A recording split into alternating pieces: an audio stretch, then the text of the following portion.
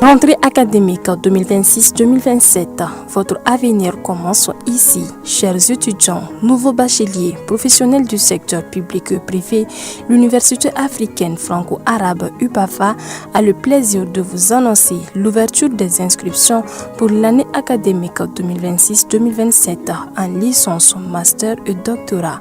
Rejoignez une institution engagée dans l'excellence académique, la recherche et la formation de leaders capables de relever les défis de demain.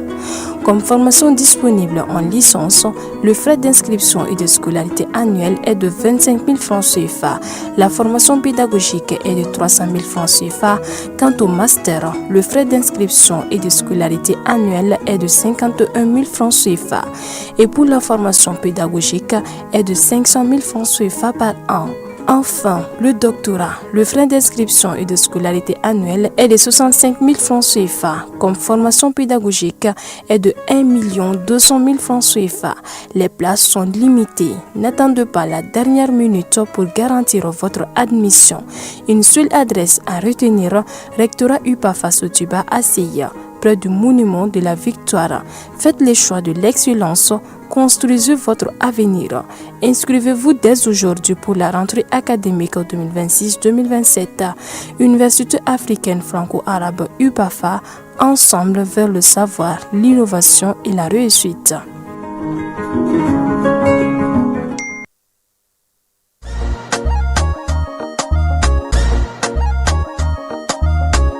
Au bisimila hôtel Lafia la. Niko hôtel Lafia wulikajɔw bolodalen don walasa aw bɛ se ka lafiya sɔrɔ cogo min na ani hakilisigi aw ka séjour la anw fɛ Mopti yan. Kɛrɛnkɛrɛnnenya la Mopti Sevare ka kɛ ni kurantigɛtigɛ ye min ye hôtel Lafia Sevare ale ye wulikajɔw boloda ka se ka min ye awa fɛɛrɛ kɛrɛnkɛrɛnnen dɔw ta walasa aw bɛ se ka lafiya sɔrɔ cogo min na aw ka séjour la hôtel kɔnɔna na n'o ye ka panneau solaire installé min ye kurantigɛtigɛ o degun aw kana o ye séjour la l'hôtel yɛrɛ kɔnɔna na. Réservation ka kɛ kabi sisan min b'a to aw bɛ se k'aw ka séjour kɛ k'a sɔrɔ tɔɔrɔ tɛ aw kan degun tɛ aw kan hôtel Lafia. Hôtel Lafia ale filɛ nin Sevare Bangetaba yanni ka se aéroport sirafara ma station laban i kiniboloya fan fɛ i bi jigin o carré fɛ mètre 200 bɔɲango hôtel Lafia ale cokolen bɛ i kiniboloya fan fɛ i bɛ se ka weleli kɛ nɛgɛjuru siraw fɛ 21 42 14 11 76 01 01 98 66 78 72 04 hôtel Lafia référence do.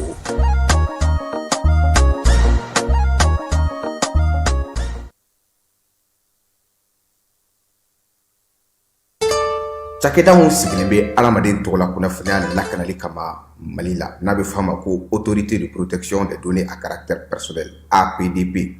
u kɛlen don ka wulikajɔba daminɛ Bamakɔ suguba kɔnɔ. Wulikajɔ in laɲini ye jumɛn ye? Ka ɲɛfɔli kɛ, ka fɛsɛfɛsɛli kɛ ani ka suguba kɔnɔ mɔgɔw dɛmɛ ka formalité déclarative ka se ka o musaka sara ka sɔrɔ ma wuli ka bɔ u sigiyɔrɔ la. Formalité déclarative bɛ se ka ta vidéo surveillance kan, a bɛ se ka ta gestion clientèle kan, a bɛ se ka ta gestion de la paix kan, o n'a ɲɔgɔnna caman. Missionnaire ninnu u labɛnnen don APDP gilet la ka APDP bati d'u ma ka tila ka ordre de mission officiel dilan ka d'u ma. Formalité déclarative ninnu a musaka bɛɛ lajɛlen bɛ se ka sara trésor paye fɛ. Trésor paye ye falandɛrɛ dayɛlɛlen ni 26 yaasa o baaraw ka sira sɔrɔ ministriso a ka cakɛda ɲɛmɔgɔyasoba min bɛ ni o ɲɛsinen bɛ siraba taa ka segin kow ma ni a bɛ wele ko direction générale des transports ale ni a bolofara minnu bɛ marabolow ni sigidaw bɛɛ lajɛlen kɔnɔ u kɛmɛ ni ka fɛɛrɛw bɛɛ sigi sen kan mun kosɔn ka se ka ninnu baara ninnu daminɛ k'u kɛ ka se u dan na sabula bolomafɛn sen 2 ani sen 3 ka taa se katakataniw n'a ɲɔgɔnna wɛrɛ ma minnu bɛ ni u ma bugulatigɛ fiyewu olu bolili bɛna kɔn Mali siraba bɛɛ lajɛlen kan wa maa tɛna bɔ maa la maa minnu bɛ ni olu bɛna i k'a dɔn u tulo gɛlɛya ka ni sariya ninnu sɔsɔ ɲangili bere bɛ ka u makɔnɔ k'a daminɛ sefa wari dɔrɔmɛ 200 la min sarali ye wajibi ye i jɔyɔrɔ la nɛgɛjuru sira fɛ o fɛnɛ kɔfɛ jamana ɲangili sariya ni a bɛ wele ko code pénal la o kɛmɛ ni ka kalo 3 kaso ka o yanga ka bila ka ni maaw makɔnɔ ani fo ka taa se alamani ma min dagosi bɛ taa sefa wari 24,000 na ni alamani ninnu bɛɛ lajɛlen saralen kɔfɛ i ka bolomafɛn a bɛ minɛ i la ni k'a lasago jamana fɛ fo ka taa fɔ i y'a sɛbɛn bɛɛ lajɛlen dafa waati min na a bɛ sɔrɔ ka segin i taya la ministre min bɛ jamana siraba taa ka segin ko olu bɛɛ lajɛlen ɲɛnabɔli kunna a ko k'a dan bɛ aw ka faamuyaliko ɲuman a n'aw ka faso kanu na.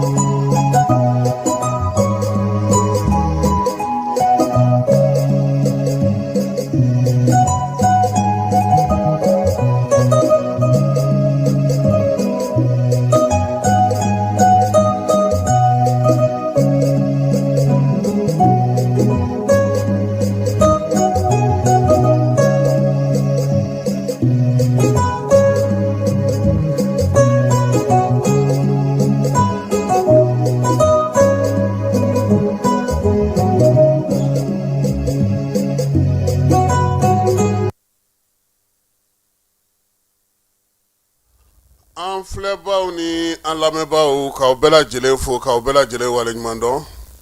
An ka bi tilegan in na jɛmukan ale tɔgɔ de kɛnɛ kanɲɛ sibiri o sibiri nɛgɛ kanɲɛ 12 mana tɛmɛ an bɛ ale sigi n'o o ye midi ye. Bi tilegan in na sa ne ani Falaye an bɛna taa foro kɔnɔnaw la. Seko ani dɔnko an b'an da don kuma na. Kɛrɛnkɛrɛnnenya la min ye denmisɛnninlaka minnu bɛ yen n'o ye AGSM maaw ye olu ye fɛɛrɛ min sigi sen kan Seko ni dɔnko danbe kɔlɔsiliko ta na sira fɛ. Biennale sportive o fana daminɛna kunungo an n'an da don la. Conseil des ministres ale baabu fana bɛ an bolo yan ka kɛ ni sanu ale bɔ yɔrɔ kura kɛɲɛbakaw fɛ yen. Bitugol ale yɔrɔ kura maa minɛ an n'an da don o la. Mali ye juru dɔ fana ta n'o ye sɛbɛnwari miliyari 28 ye. O bɛna kɛ ka mun kɛ an na o fana ɲɛfɔ aw ɲɛna. Motikaw fɛ yen ja dɔ bɔra ja min bɛ tali kɛ gɛlɛyaba min ye Mali sɔrɔ. An sera k'a kɔ sago cogo di fɛɛrɛ jumɛnw sigilen don sen kan sa. Ja in dilanba o ye Ngolo Jara ye. Ngolo ale tun bɛ Motikaw fɛ yen fɛn minnu sɔrɔla la an na o da aw tulo kan. Falaye sɛgili sabasiri wulilen don Infantino nɔfɛ dɛ. Mars kalo tile 18 nata in ko min ye FIFA ye a ka jɛkuluba kan ka kɛ n'o o ye ɲɛmaya kura sigili ye. Farafina jamana minnu bɛ yen n'o olu bɛ FIFA la Falaye 54 olu bɛɛ lajɛlen ko k'u bɛ Infantino kɔ. Europe kɔni ko ko ale t'a la. Argentine ni Mexique olu ko k'u b'a la nka olu ka fanfɛ jamana fanw tɔw ko k'u tɛ a la. Norvège yɛrɛ ko k'u kana élection yɛrɛ kɔnɔ koyi ko ka Infantino gɛn ko sabula k'a ye baara minnu kɛ wariko ta na sira fɛ k'a si jɛlen tɛ. Ko sɛbɛn jɛlen kisɛ kelen k'o t'a bolo. Norvège ko k'a gɛn ka bɔ yen k'u kana mars kalo tile 18 kɔnɔ. Maa 200 ani maa 11 Falaye o de bɛ kala ta. Infantino mɔgɔ bɛ kuma min na ka se k'o sɔrɔ a ka taa a yɛrɛ kanu na o ye maa 100 ani maa 6 ye. Yalama a bɛna o sɔrɔ wa? Don nataw ni waati nataw de b'o yira an na. Nka farafina kɔni bɛɛ lajɛlen jɛra sa k'u bɛ a senkɔrɔba. Falaye bɛɛ fana n'i ka kɛlɛ kun don. Ɔhɔ. UEFA ka nafa y'a ka nafa ye. CAF fana ka nafa y'a ka nafa ye.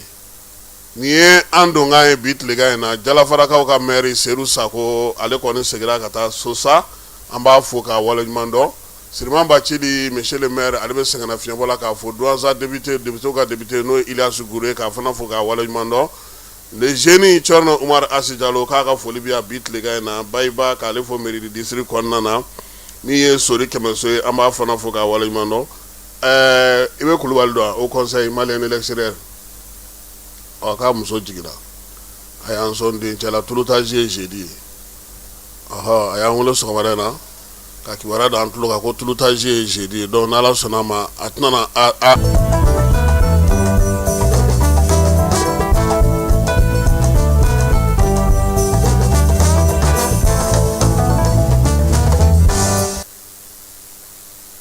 Falaye ɲinan samiyaji dontɔ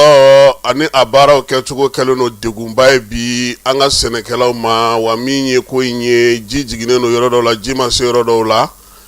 kɛrɛnkɛrɛnnenya la ɲinan samiya daminɛ cogo kɔni a sumayara kosɛbɛ sɛnɛkɛlaw olu y'a yira an na sa k'a fɔ Mali fan caman fɛ Falaye danniw kɔni kɛra nka danni a senna sumayanen no kosɛbɛ kɔɔritigiw fanfɛla la Mali kɔnɔna na bi Yoro Soni Kucala o kɔɔri sɛnɛna olu tun ye ŋaniya minnu ta k'u b'u ɲɛsin dugukolo ma olu ye dɔ bɔ o la balo wɛrɛw sɛnɛni u kɛlen do k'u ɲɛsin olu ma Yoro So marabolo kɔnɔna na san sumayali ani dugukolo la baarali ni nɔgɔ sɔrɔli ni sɛnɛkɛminɛn tɔw bɛɛ lajɛlen ka se ka sɔrɔ u bolo ko y'a to bi olu bilara kɔ nin ko in na u ka baara in kɛcogo la Falaye o la sa maa minnu tun y'a ŋaniya kɛrɛnkɛrɛnnenya la min ye Ablaye Goyita ye studio tabani maaw ye kuma d'ale ma Fala ye ale ko ɲinan san kɔni ale tun y'a ŋaniya sa ka fɔ ko taari 4 a n'o kɛ kɔɔri ye sisan kɔni komi nɔgɔ ma sɔrɔ samiya fana ma se ka kɛ ale sago ye a y'a kɛ taari 1 ni tila ye a bɛna n'o kɛ kɔɔri ye a tɔw a b'olu kɛ suman wɛrɛw ye Kucala marabolo kɔnɔna na Fala ye min ye kɔɔri sɛnɛnaw ye olu y'a yira sa k'a fɔ ko nɔgɔ sɔrɔli ale ni sumansiw sɔrɔli kɔni de gɛlɛyara kosɛbɛ nɔgɔko gɛlɛya yɛrɛ kɔni k'o ye ko bɛɛ lajɛlen tiɲɛ sɛnɛ ale ni sɛnɛkɛlaw ka kɔlɔsili bolofara min bɛ Kucala mara la n'o ye Boubacar Meme ye ale y'a yira sa k'a fɔ ko sɛnɛkɛla caman kɔni y'a yira sa k'a fɔ ko degun ma u tun ye ŋaniya minnu ta k'a fɔ k'u bɛna kɔɔri sɛnɛni min kɛ ɲinan u tɛna se k'o kɛ tuguni sabula minɛnw ale ni kɛfɛnw bɛɛ lajɛlen ma dafa n'o y'a sɔrɔ Kucala ni Yorosokaw Fala ye olu ta ye a ma se ka basigi Kitakaw fɛ yen olu b'a la ko alhamdulilayi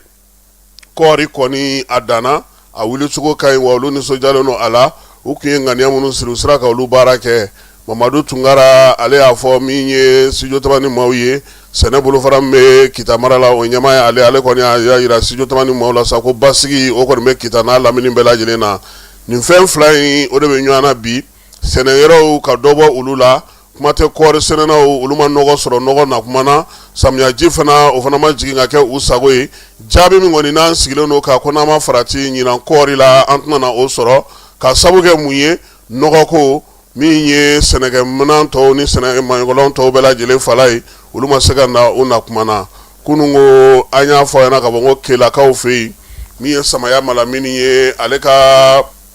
jibondo min kun sigira sen kan ye o kurumo karili kɛra Samaya Malamini Ture ale kun ye layidu ta Kelakaw ye k'a bɛ jibondo d'u ma Fala ye nakɔmusow ani dugudenw n'i kɔni ye ji sigi y'a di bɛɛ de ma a ko min fɔ ko nakɔ sɛnɛnaw kɔni t'a don nka bɛɛ de jɛ ye ji in ye an ka jɛ ka taa nakɔ in ale kurumo karili min kɛra alamisa tɛmɛnen Kelakaw fɛ yen Maninkala kɔnɔna don.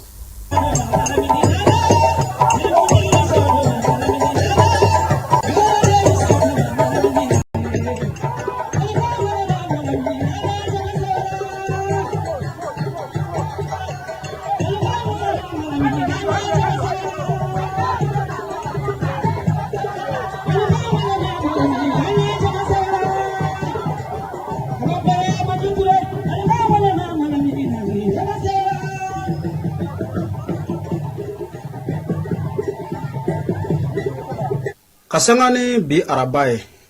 n'o bɛnna utikalo tile 5 ma san 2026 an kun bɔra ka ɲɛfɔli kɛ dugu min bɛ ne bɛ wele ko Kela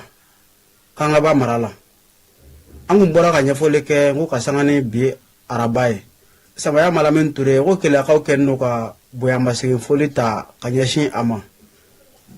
Kasangani a ye château min sen ka di Kelakaw ma an kun bɔra ka kuma o kan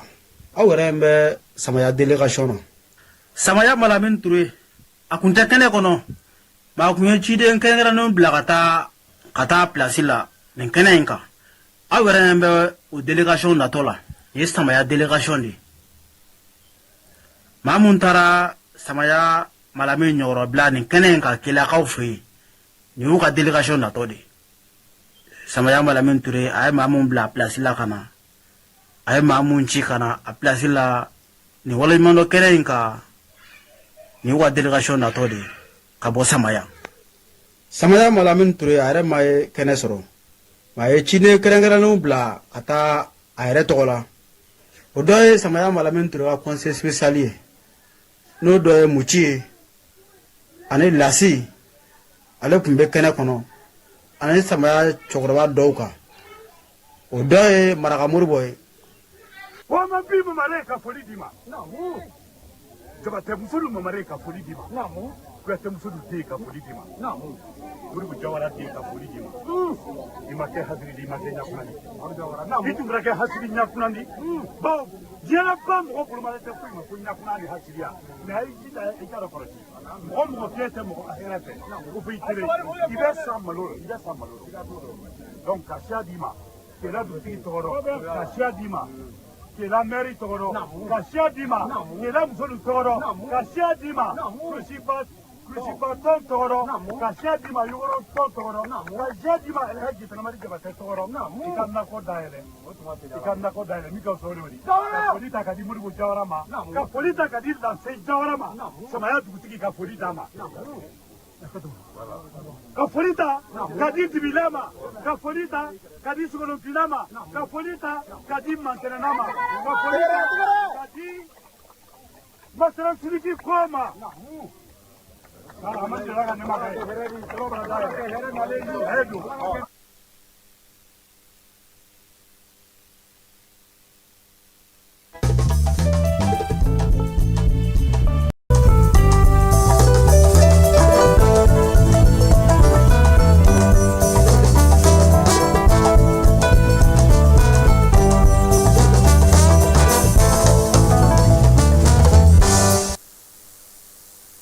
cɛ kalanso karamɔgɔ minnu bɛ yen n'olu taara dɔ fara u ka dɔnni kan an ka kalansow kɔnɔna na n'u ye lisansi sɔrɔ fala ye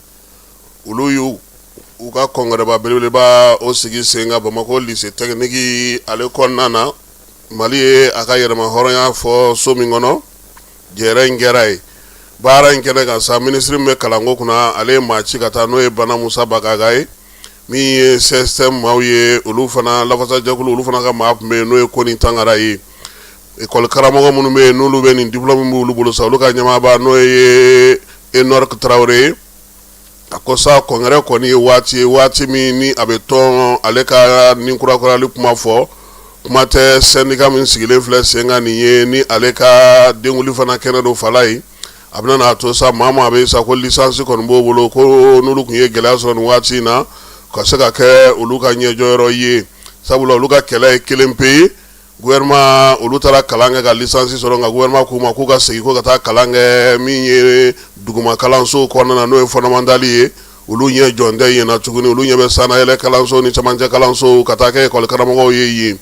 min ye syndicat ɲɛmaa ye sa a y'a yira sa k'a fɔ ko tɔn in sigili a kɛkun ye sa ka bɛn ni kelenya sabati kuma ɲaɲa k'o don u ni jamana ɲɛmaaw cɛ minnu ɲɛsinnen don kalanko ma Enoch Traoré y'a yira fana k'a fɔ a ka kuma senfɛ fala ye ko kuntilenna mun bɛ olu la bi o kuntilenna tɛ dɔwɛrɛ ye koyi u ka baarakɛlaw n'u ka jɛkulu ma n'u ka école karamɔgɔw minnu filɛ nin ye olu ka siniɲɛsigi u bɛ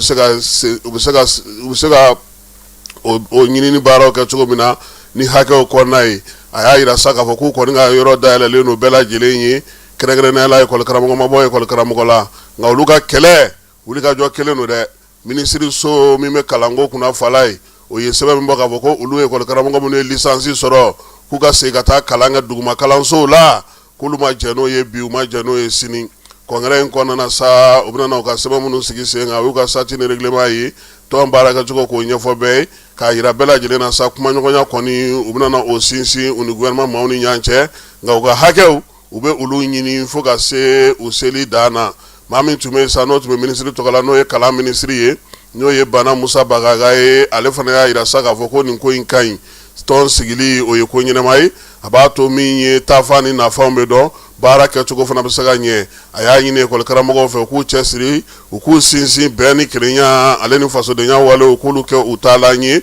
jamana yɛrɛ bɛ min ɲini fɔlɔ o ye u ka se ka kɛ kɔngɛrɛ in ka kɛ sababu fana ye u ka bɔ ni fɛn ye min b'a to bɛn ni kelenya bɛ sabati u yɛrɛ ni ɲɔgɔn cɛ yaasa u ka laɲiniw olu ɲininiw bɛ se ka sigi sen kan cogo min na kɔngɛrɛ in kɔni fala ye a y'a yira sa k'a fɔ ko bureau kura o bɛna o sigi comité exécutif o la sa u ye jɛkulu sigi yaasa min bɛ se ka kɔngɛrɛ in baara tɔ bɛɛ lajɛlen ale kɛ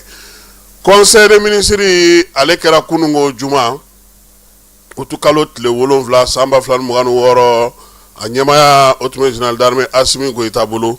min ye sɛbɛnko ta nasira la sa ɲɛbila sɛbɛnw ani ministre ka baara bolodalen u ye u da don olu la ka kɛ ni sariya ko ta nasira ye sɛbɛn minnu kan ka kɛ sariya ye an ka jamana kɔnɔ premier ministre k'ale tun ye layidu ta fala ye k'a yira sa k'a fɔ juin kalo tɛmɛnen tile 25 san 2026 ale kun nana ni sɛbɛn ye sa geribu ka ko bɛ se ka don ba la cogo min na an ka jamana kɔnɔ a n'a fɛɛrɛ kɛrɛnkɛrɛnyalen yaasa geribuya bɛ se ka kɛlɛ cogo min na Mali jamana kɔnɔ k'a daminɛ san 2026 ka taa bila san 2028 na san 2 kɛlɛ yaasa geribuya dɔ bɛ se ka bɔ a la cogo min na an ka jamana kɔnɔ denmisɛnnin minnu b'a kɛ maakɔrɔ minnu b'a kɛ k'a lajɛ ka don yɔrɔ ɲini olu ye ka don yɔrɔ ɲini ye ka baara yɔrɔ ɲini ye u bɛ se k'u ka hakɛw sɔrɔ cogo min na u ka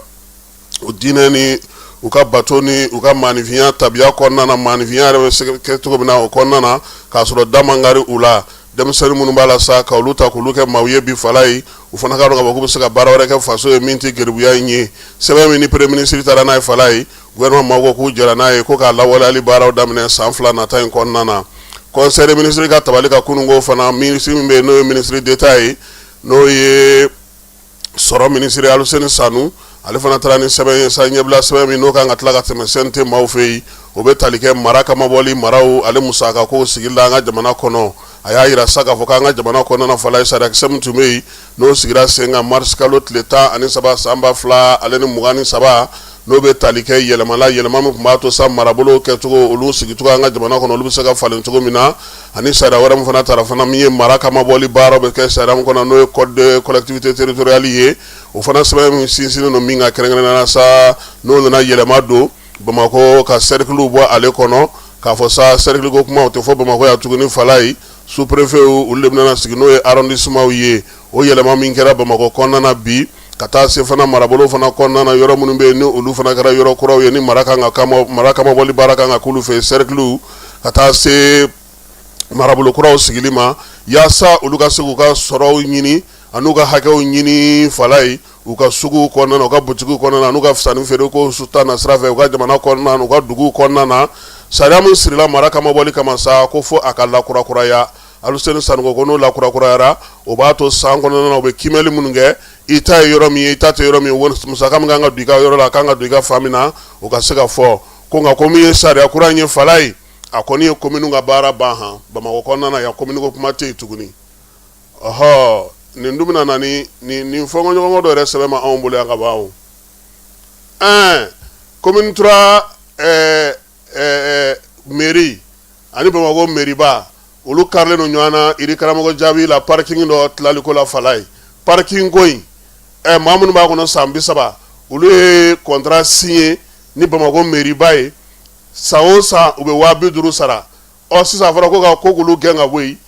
mairie tilala ka segin a kɔ tuguni k'ale filila sɛbɛn na ninnu n'a ɲɔgɔnnaw la sisan mairie dun ka hakɛ de don commune 3 fana tun y'a jira k'a fɔ ko yɔrɔ in y'ale ta ye o fɔnkɔɲɔgɔnkɔ fana bɛ yen an bɛ k'a sɛgɛsɛgɛ mais fɛn minnu don hakɛ ɲini yɔrɔ don parce que ni wari b'a to mairie bɛ se ka baara kɛ n'aw ko sa ko mairie ka ko banna mairie bɛ se ka maa yamaruya cogo di ka segin tuguni o kɔrɔ k'an ka taa arrondissement de tigiw fɛ yen sa kɛ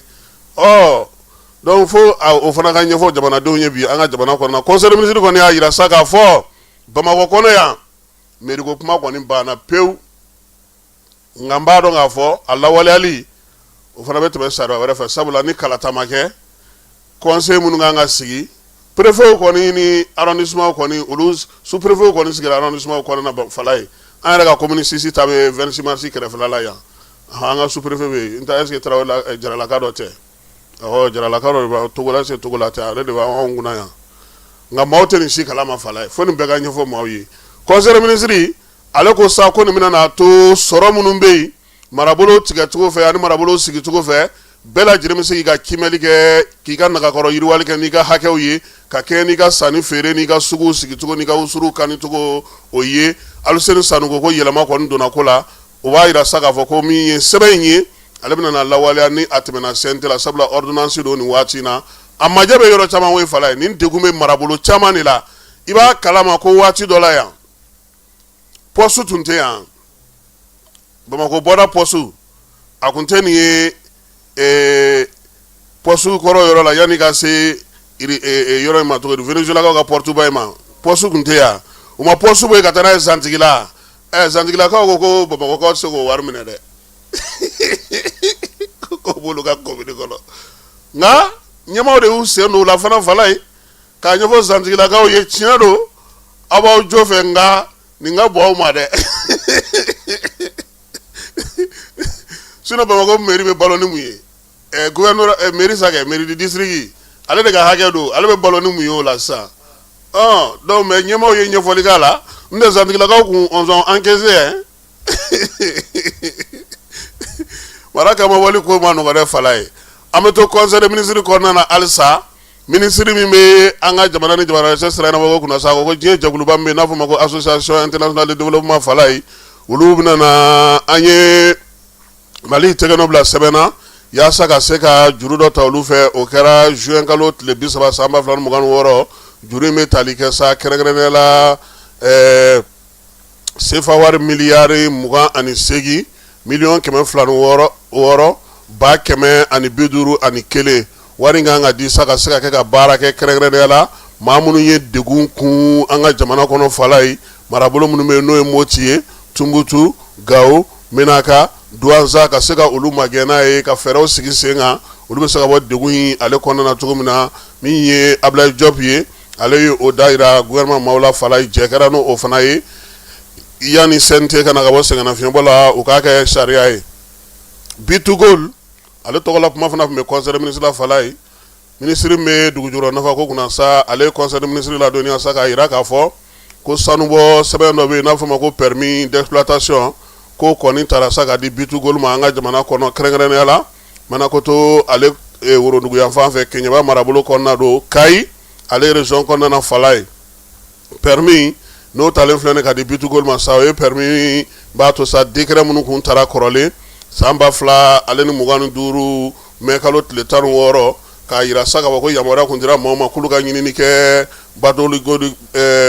bakobolikaw fɛ yen Manakotokaw fɛ yen ka taa se fana min ye Batako o fana kɔrɔnfɛ fan fɛ ko nin bɛɛ lajɛlen a nana ye fala ye k'a fɔ ko min ye sanu pi pɔgɔden de tonnen bɛ yen ɲininiw kɔfɛ o la sa yaasa ka se ka sanu bɔ Bitugol ale ko ale bɛ duuru ko in kɔrɔ ka fala ye ka kɛ ni Mali yɛrɛ ye sariya min sigi sen kan n'o ye sanubɔ sariya kura ye san 12 o dira Bitugol ma fala ye Bitugol min n'o ye Bitugol Mali ressources ye ale nana ɲininiw kɔfɛ sa sanubɔ yɔrɔ in kɔni bɛna bila ale ka yamaruya kɔnɔna na san 12 Manakotokaw olu fɛ olu ka worodugu yan fan fɛ Keɲeba o cercle kɔnɔna don min ye Kayi marabolo ale kɔnɔna na ministre ka baarakɛlaw ni baarabolodalenw hukumu kɔnɔna na sa ministre bɛ mara kama bɔli kunna ale conseil des ministres la dɔnniya sa ko mara kama bɔli o ko hukumu kɔnɔna na farafinna min ye wolosɛbɛn tɔgɔla don fala ye k'o ye nin utukalo in tile 10 ye n'u ye wolosɛbɛn tɔgɔla don ye farafinna fana ka mara kama bɔli don o fana ye o don kelen ye fala ye ko don fila in bɛɛ lajɛlen bɛna kɛ baro sigi ye ka ɲɛfɔli kɛ denmisɛnninlakaw ye mara kama bɔli ko kan ka kɛ ni wolosɛbɛn ko ale ni mara kama bɔli yɛrɛ sigili ko sen ka farafinnakaw fɛ yen min ye baara in bɛɛ lajɛlen sa Mali fana ye tɔgɔ kura da a la k'a sigi sen ka yaasa min ye bibi na maa minnu bɛ yen n'olu bɛ nin sɛbɛn ninnu ɲini sa an ka marabolo n'an ka sigidaw n'an ka togodaw kɔnɔna na olu sen ka ye baara in na ko ɲinanta a bɛna kɛ Bamakɔ kɔnɔna na yan min ye gouvernorat Bamakɔ gouvernorat a bɛna kɛ o de kɔnɔna na utukalo ale tile 10 ministre bɛ Malikura ko kunna fala n'o ye refondation ye ale conseil des ministres la dɔnniya sa k'a yira sa k'a fɔ ko min ye fɛɛrɛ kɛrɛnkɛrɛnnen min sigilen don sen kan yaasa ka se ka marako sigi an ka jamana fantan ani 4 bɛɛ lajɛlen na o marako hukumu kɔnɔna na sa ko k'a da bɛɛ lajɛlen tulo kan k'a yira k'a fɔ ko nin waati in na fala ye u bɛna marabolo sigidaw ani an ka jamana baarakɛyɔrɔbaw bɛɛ lajɛlen ka t'olu fara ɲɔgɔn kan olu fana k'u ka états généraux kɛ états généraux in senfɛ sa a bɛna yira bɛɛ lajɛlen na mara kama bɔli baara hukumu kɔnɔna na an ka jamana kɔnɔ faso cakɛdabaw olu kan ka baara kɛ cogo di marabolo bɛna baara kɛ cogo di musaka mun b'u bolo maa min ni maa minnu bɛ olu ko kɔnɔna na sa ka taa se hakɛ kow bɛɛ lajɛlen ma mara sinsinni ani yɛlɛma ani faranga minnu kan ka kɛ marabolo yɛrɛ taabolo ani mara cakɛlaw ka se ka u ka hakɛ jɔyɔrɔ min kɛ ko ni ala sɔnna ma utukalo in kɔnɔna na fala ye u b'a fɛ ka baro sigi in kun fɔlɔ kɛ u bɛna n'o kɛ marabolo kɔnɔna na n'o bɔra an ka lasigidenso olu b'o la kɔnsila olu bɛɛ lajɛlen bɛ a la sa a ko kɔni kuncɛbayɔrɔ sa o na kɛ décembre kalo kɔnɔna ye n'o ye états généraux in yɛrɛ ale sigilen sen kan ministre bɛ maliden minnu sigilen don kɔ kan ka sa ko ale tun bɛ nizɛrikaw fɛ yen min ye juillet kalo tile 25 ka taa bila tile 30 la ɲamekaw olu fana y'u ka fasoden minnu bɛ kɔ kan olu tɔgɔla don filanan sigi sen kan Mali ale yera o ko in camancɛ la ka se ka taa o baara kɛ a ko senfɛ sa maliden minnu bɛ nizɛrikaw fɛ yen Musa Ag Atayari a ko ale ni olu fana ye ɲɔgɔn ye Niger ale ka jamanadenw ka o lajɛ senfɛ ministre min bɛ ni ale bɛ sigida la ka na yiriwali kuntalajan ni saniya ko kunna an ka jamana kɔnɔ ale fana ye conseil des ministres la donna k'ale fana tun bɛ Nigerkaw fɛ yen yirituruba sabanan min sigira sen kan n'o taara kɛ Maradi n'o bɛnna utukalo tile 3 ma fala ye a siɲɛ sabanan ye u ka jamanakuntigi k'a yɛrɛ tun bɛ kɛnɛ kan ye Maradikaw fɛ yen u ka marabolo dɔ kɔnɔna don baara in kɛra sa ka yiri de turu Niger fanta ani nani bɛɛ lajɛlen fɛ ɲɔgɔndanw b'a la maa minnu mana se ka yiri caman turu olu fana kan ka dɛmɛ cogo min na olu fana bɛ a la yaasa ka se ka ko kurumokari général d'armée min ye Abdramane Tchani ye fala ye ale yɛrɛ yiri fɔlɔ turu maradikaw fɛ yen misali ɲuman k'o yira bɛɛ lajɛlen na min ye Mali ni Burkina olu maaw tun bɛ o ko in ale kɛnɛ kan ye olu ni Tchani fana ye ɲɔgɔn ye k'u to o taama in senfɛ ministre min bɛ kunnafonidiko kunna an ka jamana kɔnɔ ani ka bɔlɔlɔ walakata ka taa an ka marabolo bɛɛ lajɛlen kɔnɔna na Alhamdu Ag Iliane a ko sa ko min ye salon international des professionnels de média numérique n'o sigira farafina kɛrɛnkɛrɛnnenya la UEMOA jamana 8 kɔnɔna na o baaraw ale tun b'o la Wagadugukaw fɛ yen juillet kalo tile 15 ka na bila tile 14 ka taa bila tile 15 la baara in bɛɛ lajɛlen kɛra Wagadugu hakilinaba minnu bɛ u la min ye bɔlɔlɔ sanfɛla la sa hakili jagabɔ min bɛ n'o ye intelligence artificielle ye k'o don ba la sɔrɔko ta na sira fɛ UEMOA jamanaw la min ye AES jamanaw ye olu saba jɛra ka kuma kɛ kelen ye k'o lase UEMOA ka jɛrɛ in ale senfɛ fale min ni hakilina min bɛ u la ka se ka o fɔ bɛɛ lajɛlen bɛnna min kan sa o jɛra ka min ye belebeleba kumakuncɛ belebeleba sigi sen kan ka laɲini kɛ sa gouvernement fɛ sa u ka min ye bɔlɔlɔ sira yɛrɛ matarafali k'o don sen na kɛrɛnkɛrɛnnenya mara kamabɔlaw ni mara sigibaw bɛ se ka baara kɛ n'a ye cogo min fasodenw ka cakɛjɛkulu bɛ se ka baara kɛ n'a ye cogo min min ye intelligence artificielle fana a kana kɛ bolokɔfɛ fɛn ye Alhamdu Ag Iliane a ko k'a tun bɛ taama wɛrɛ fana na tuguni taama min n'o kɛra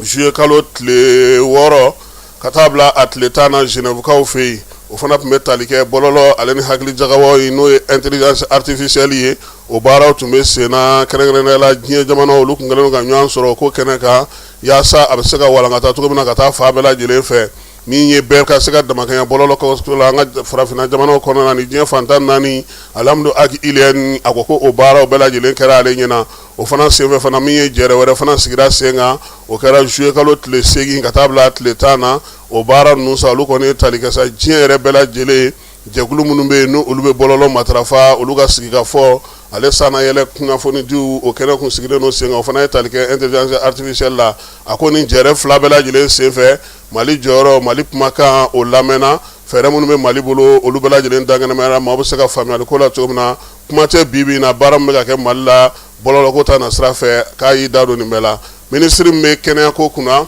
maanifin tɔbɔtɔliko ɲuman ka taa yiriwali sira fɛ n'o ye colonel major Asaba Jalo ye ale y'a jira sa ko bana min b'an fɛ yan k'a cayara ka tɛmɛ dɔgɔkun tɛmɛnen kan n'o ye dengue ye jamanakuntigi ko sa k'an ka hakili to an yɛrɛ la bana kunbɛ ka fisa ni bana furakɛ ye an k'an jija yaasa an bɛ se ka kisi banaw olu tɔɔrɔ ma cogo min na min ye conseil des ministres ale kɛra kunu utu kalo tile 7 san 2026 secrétaire général du gouvernement Birama Kulibali chevalier de l'ordre national.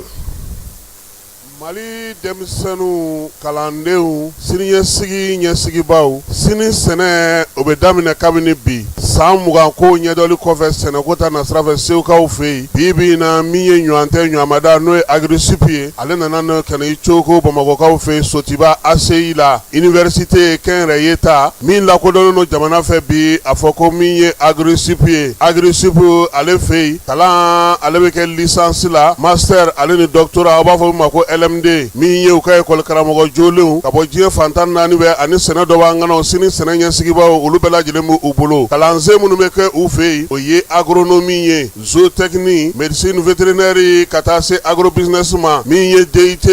o diplôme bɛ sɔrɔ u fɛ yen licence ani master diplôme fana bɛ sɔrɔ u fɛ yen agrosup ale ko ko kalaninjɛ o tɛ foyi ɲɛ f'i ka taa kɛnɛ kan ka taa ko ɲɛdɔn o la sa u kɛlen don k'o kalan sigi sen kan ni maa ma falenw ye minnu bɔlen don diɲɛ fantan naani bɛɛ lajɛlen fɛ ka na agrisup k'ale kɛ ɲɔgɔn tɛ ɲɔgɔnmada ye sɛnɛko ta na sira fɛ Mali jamana ale kɛlen don ka kɛnyɛrɛye sanayɛlɛ kalanso min lakodɔn sɛnɛko ta na sira fɛ an ka jamana kɔnɔ a fɔ ko agrisup o hukumu kɔnɔna na sa kalanso belebeleba min bɛ Bamakɔ yɛrɛ kɔnɔna ani Mali kɔnɔna na n'o ye sɛnɛko ta na sira fɛ Katibugukaw fɛ IPR IFRA a n'o bolo fana bɛ ɲɔgɔn bolo u kalekan de sa sɛnɛ n'o ye siniɲɛsigi kɛnɛ ye o kalanbaw o dɔnbaw o ni o siniɲɛsigi baarakɛbaw ɲuman k'olu sigi sen kan a ye boli joona a ka taa Sotibakaw fɛ yen agrisup ka taa aw tɔgɔ sɛbɛn ni maa min ma se ka yen sɔrɔ u ka WhatsApp sira o ye 74 98 74 47 ye telefɔni sira o fana ye o kelen ye min ye 74 98 74 47 a ye boli a ka nkalon bɔ an da.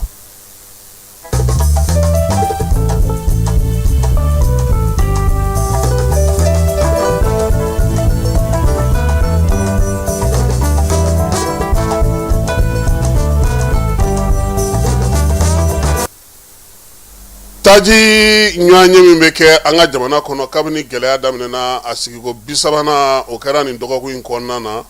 babu u y'ale sigi sa yaasa ka se ka ɲɛfɔli kɛ ɲɔgɔn ye minisiri Musa Alassane Diallo Musa Galabu n'o ye an ka jago minisiri ye ani izinibaw ale de tun bɛ o ko kɛnɛ kan secrétaire permanent min sigilen n'o sa taji feerelaw olu tɔgɔ la Ibrahim Touré ale fana tun bɛ yen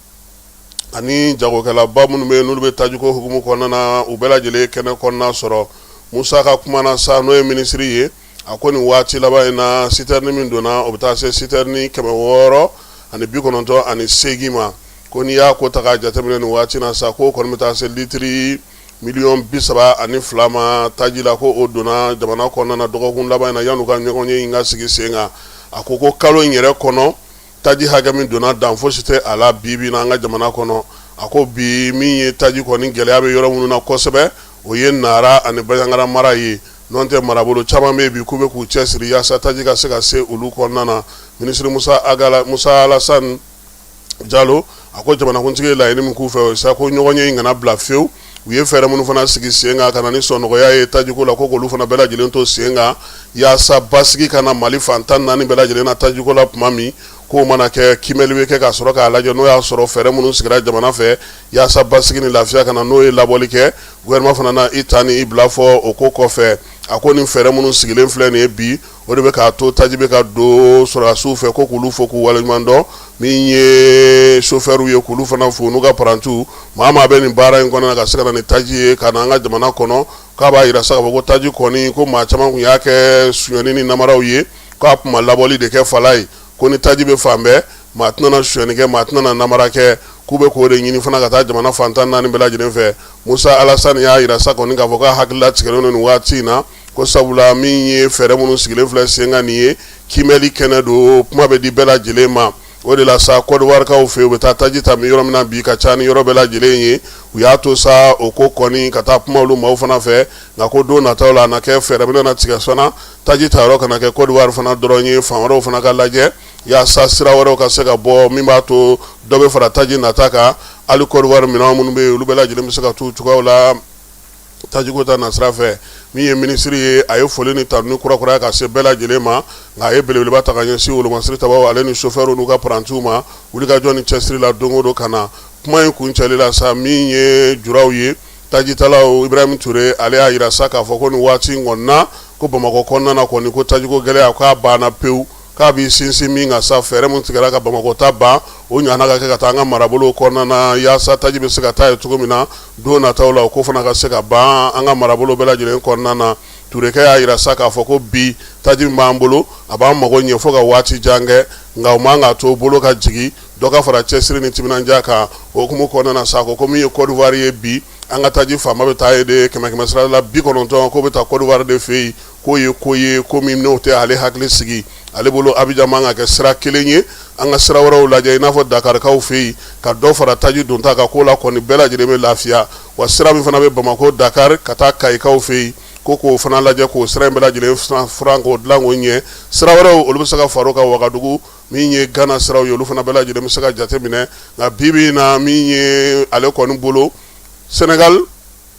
ka taa Senegal ka bɔ n'a ye Senegal ka bɔ Dakar ka na se Kayi ka bɔ Kayi ka na Bamakɔ k'o sira in ko k'o labɛn ko yaasa min ye hakilina mɛn an na o bɛ se ka sabati cogo min na seko ni dɔnko ko ta na sira fɛ sa an bɛ taa Motikaw fɛ yen Moti jabɔ dɔ kɛra sa degun min ni Mali yɛrɛ y'o sɔrɔ nin waati laban ninnu na min ye Moti dugu kɔnɔna na sa ja in ale dilanna maa min fɛ o ye Ngolo Jara ye Ngolo ale ye ja in sigi sen kan utukalo tile 4 a ye fɛɛrɛ kɛ sa ka se ka taa yira Motikaw la gouverneur ka directeur de cabinet n'o ye Mamadou Serou Jara ye ale tun bɛ kɛnɛ kan dugu kɔnɔna na sa dugudenw ale ni mara baarakɛla fana bɛ min ye Mopti kɔnɔna na olu bɛɛ lajɛlen tun bɛ yen ka taa fara duguden tɔn kan n'i ye ja in ta k'a lajɛ sa Mali kununko n'a bi an ye degun minnu sɔrɔ minisiriso min bɛ seko ni dɔnko kunna ale ka dɛmɛ bɛ a la mara kama bɔli minisiriso fana ka dɛmɛ b'a la ka taa se kɛnɛya minisiriso ma an ka jamana cɛ siranabɔ minisiri olu bɛɛ lajɛlen y'u bolo don ja in kɔrɔ kɛrɛnkɛrɛnnenya la Danmarkaw ka jɛkulu min bɛ yen n'o sigilen n'an fɛ n'o ye Famaku ye musaka in bɔra ale fɛ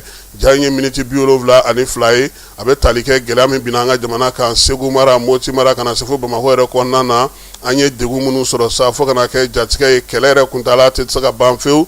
yɔrɔ minnu tiɲɛna bagan minnu tiɲɛna minɛn minnu tiɲɛna baarakɛyɔrɔ minnu tiɲɛna o bɛɛ lajɛlen bɛ yirala ja in kɔnɔna na yɔrɔ jeninenw maa minnu wulila ka bɔ sigiyɔrɔ la min ye degun ye Mali sɔrɔ cogo min na Mali sera ka min ye kɔmasɔrɔ se a kɔ la cogo min na k'i bolo di ɲɔgɔn ma k'i sinsin bɛn ni kelenya sinsinni kan min ye ka kuma ɲɔgɔnya ka dɔ fara o kan wulikajɔ ni cɛsiri fo kana maaw hakili sigi dɛmɛbaaw k'olu fana sen don a la degun min n'o yera ko in kɔnɔna na ja in bɛ tali kɛ o la misali don ko Mali fɛɛrɛ caman b'a bolo a bɛ se ka wulikajɔ kɛ ka magɛnw k'olu kunbɛn cogo min na ka se ka olu kɔ kari bi na min ye ja in lajɛlen kɔfɛ sa moti cɛ n'a muso n'a denmisɛnnin n'a maabakɔrɔ bɛɛ lajɛlen ko k'u ye faamuyali kɛ ko in y'a to olu yɛrɛ hakili jagabɔ kɛ ka fɛɛrɛw sigi sen kan min bɛna se ka to don nataw la sa nin waati n'a ɲɔgɔnnaw mana a bɛ se ka kunbɛn cogo min Ngolo Jara ko ale min ye ja in dilan ko k'ale yɛrɛ fo k'a waleɲuman dɔn n'o y'a sɔrɔ sen na sa ja in na Falaye ko a kɔni ye maa degunnenw bɔ maa minnu fana bɛ ka segin ka t'u sigiyɔrɔ la k'a ka ja filanan dilan olu la moti mɔgɔw ko a ma fana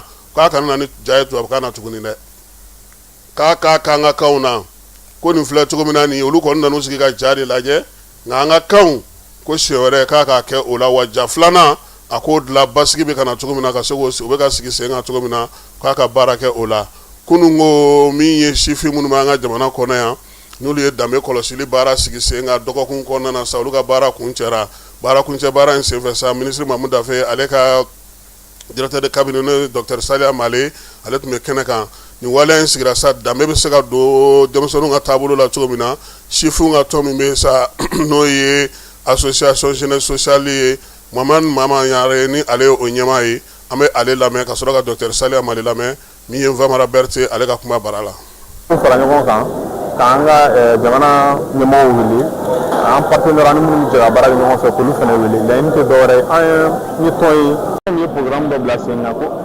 week-end de la citoyenneté du Danbe min initiera depuis 2013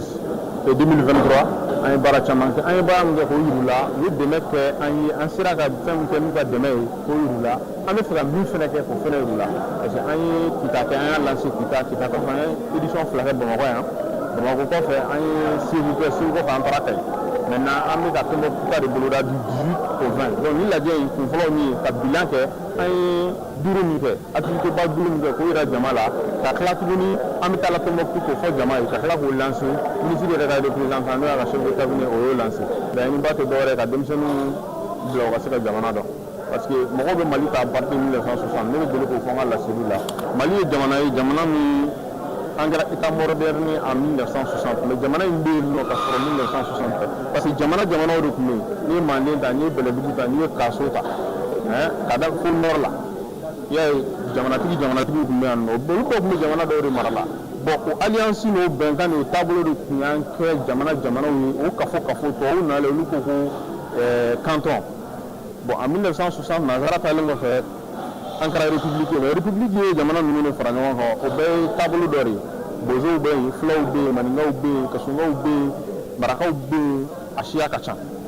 tamasɛkiw bɛ yen a ka ca mais nin bɛɛ n'a a ka faamu n'a ka taabolo n'a ka kɛcogoya de don fo denmisɛnninw b'o dɔn danbe maya ni danbe a fɔlɔfɔlɔ ye ni de ye koyi n'i y'a ye bɛɛ danbe kuma fɔ ni de b'i la n'i y'a ye i bɛ danbe lakana ni de b'i la ala danbe ye ala ta dalen ye bari ale de ni da maa minnu bɛ ka danbe lakana bi ka ni lakana bi n'o ye sɔrɔsiw ye olu de ye danbetigi fɔlɔw ye an k'o fɔ ɲɔgɔn ye k'o jɛya bari maa o maa bɛ don i ni saya cɛ ni min ni ala ta saya tɛ kelen ye o ye lakanabaa ye o ye danbetigi fɔlɔ ye o tɛmɛnen kɔ danbe bɛ an kelen kelen bɛɛ la ministre Mamu Dafe ko k'a fɔ bɛɛ ka kɛ i danbe lakanabaa ye maa si kana sɔn maa ka i danbe tiɲɛ i ɲɛna wa i yɛrɛ kana a tiɲɛ tiɲɛ min don ni ayiwa i y'a sɔrɔ faw la olu y'a sɔrɔ mɔkɛw la ayiwa olu e de kan k'a lakana nka a tiɲɛ man go dɛ tiɲɛ min don a tiɲɛ man go n'i ma ayiwa a lakana n'i ma a don i kaman kɔrɔ k'i jija a la ayiwa e yɛrɛ bi k'a tiɲɛbaa ye maa wɛrɛ bɛ se ka a tiɲɛ.